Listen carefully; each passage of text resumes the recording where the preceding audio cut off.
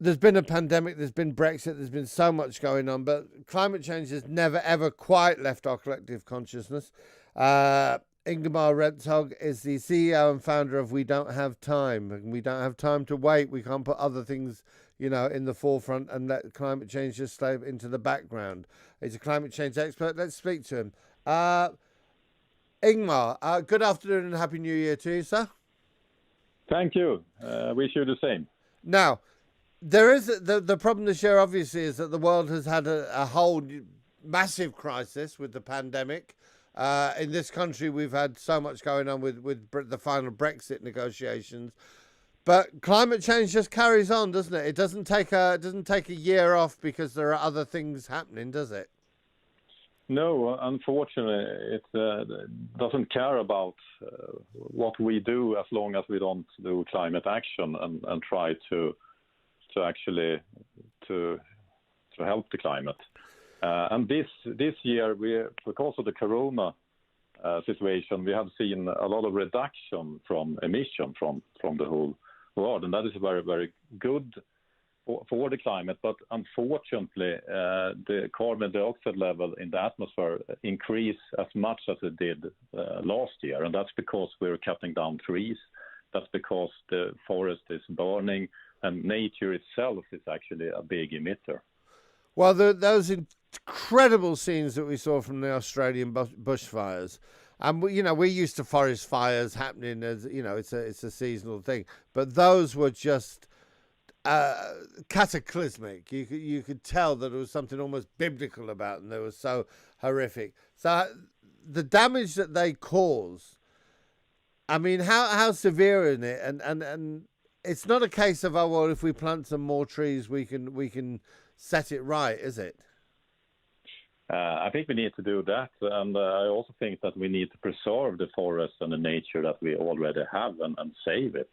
For instance, another fire that was not so well spoken about compared to the Australia wildfires was the wildfires in Siberia, in Russia. Mm-hmm. In 2 months, they were emitting more than the whole Scandinavia are emitting for a whole year. But I mean, we could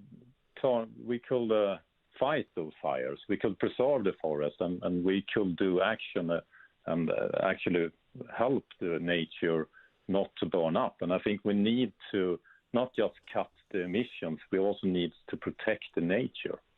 We spoke earlier this year on this station. It was just we were sitting talking about other things, and suddenly someone pointed out, actually, because we were in lockdown at the time and people weren't driving anywhere, the world seemed like a much nicer place. You could hear birds. We were having discussion about people phoning up saying, I had no idea that all the time this bird song had been going on, behind the sounds of the buses and the engines and the lorries and that.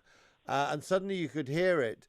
Do you take any hope that people might remember that and think, okay, obviously we want to rid the world of this pandemic. However, maybe this is the time to think, let's be more careful how we now advance. Yes, I will say so. As I say, this year will change humanity for good, and we will see that in the future.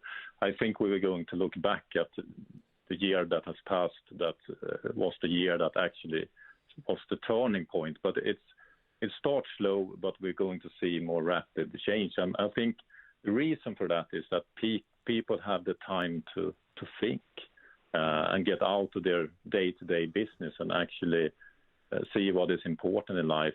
Everyone experiences this in the end of life, in the deathbed.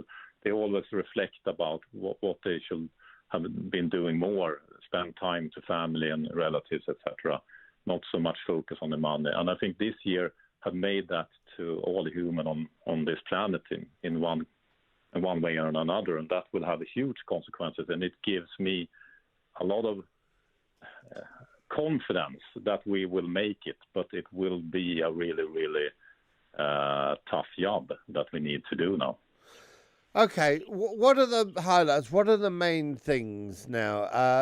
From the political point of view, I know that President Trump withdrew from the was it the Kyoto or one of those initiatives, and the new president has said that his first order of business will be to get back into it.